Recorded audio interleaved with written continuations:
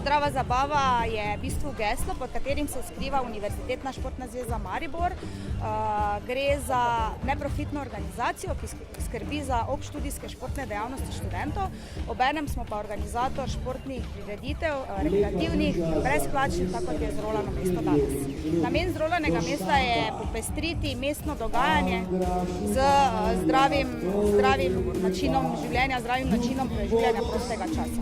Torej, Zrolano mesto, ki je bilo na začetku leta 2002 namenjeno predvsem študentom, je preraslo v 14 letih v dogodek, ki je namenjen vsem generacijam, torej celotnim družinam. Z nami rolajo najmlajši, ki so tam 4-5 let stari, in pa do najstarejših, ki so tam okrog 70 let.